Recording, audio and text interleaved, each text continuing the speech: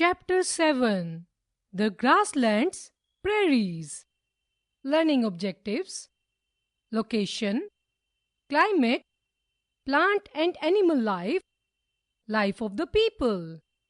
The temperate grasslands are located in all the continents. They are known by different names. They are called steppes, means treeless plains in Eurasia, prairies, meaning grassland in North America, pampas, means plains or field in South America, velds, means plain or field in South Africa, and downs, meaning hill in Australia. We shall study about the ways of living in the prairies as an example of temperate grasslands. Fact file: temperate grasslands in Central Africa are known as savannas. Location: the prairies are located in the interior of North America in the northern hemisphere. This grassland extends from Canada to Mexico. Before the arrival of Europeans, the region was used to be grazing ground for animals like bison. Today, it is the biggest farming region of the world. Two big rivers, the Mississippi and the Missouri, flow through the region, supplying plenty of water for wheat farming. Climate: the prairies are located away from the oceans. They have an extreme type of climate. The winters are cold and summers are hot. The prairies receive heavy snowfall in winter. Moderate rainfall occurs in summer. Both the climate and the soil in the prairies are suitable for the growth of grasses.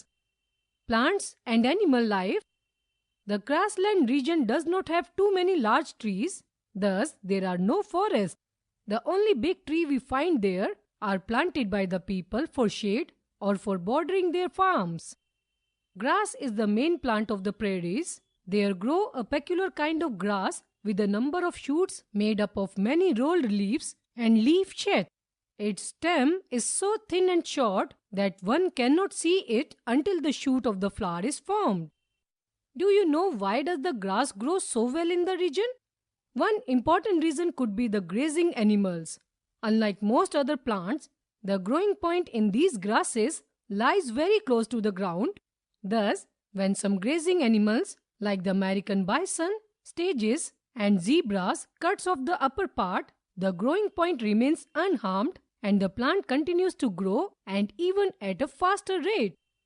Since the region does not have thick forests or large trees, we don't find wild animals over there. However, there is quite a large population of grazing animals, especially bison. Due to commercial hunting and slaughter in the 19th century, the bison nearly went extinct and is today restricted to a few national parks and other reserves.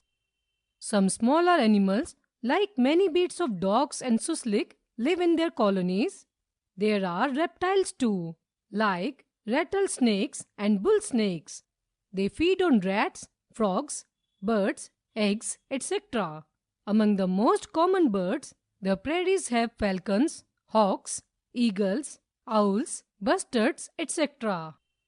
Fact file: prairies are covered chiefly by tall grasses. Few natural prairie regions remain in the world because most of them have been turned into farms or grazing land. Life of the people: the prairie are sometimes called the world's wheat basket because farmers have converted the grasslands into farmlands. Farmers grow enough wheat not only for their own country but for other countries as well.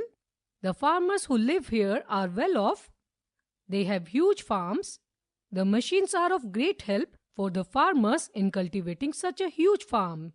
All the work of plowing the land, sowing the seeds, reaping the crop, threshing and packing is done with the help of big and powerful machines. The work is done very fast. Apart from wheat, farmers also grow barley, rye, oats and flax. The farmers live in luxurious homes and they have their own cars and vans for going to nearby towns to buy their requirements. The hilly areas to the western part of prairies are not suitable for growing crops as the soil is shallow and infertile and the rainfall is low. That is why the people in this region rear animals. They have huge estates or farms.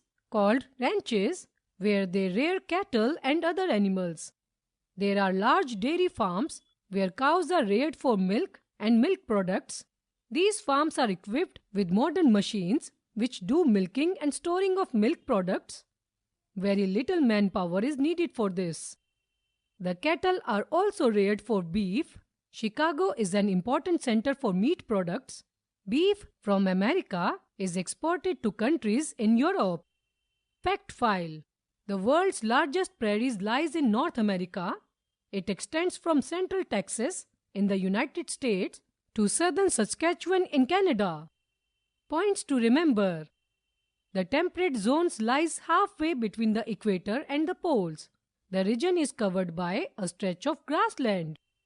The temperate grasslands are known by different names in different parts of the world, such as steppes, prairies, pampas, velds, and downs. The prairies lie in the center of North America. The Mississippi and Missouri are the two important rivers that flow through prairies. The grassland region does not have too many large trees. Grass is the main plant of the prairies. The prairies grasslands are noted for a large number of grazing animals like the bisons, stags, and zebras. The prairies are called the world's wheat basket. The USA today is one of the greatest exporters of wheat. On commercial farms or ranches, the animals are reared for their meat, milk, and milk products.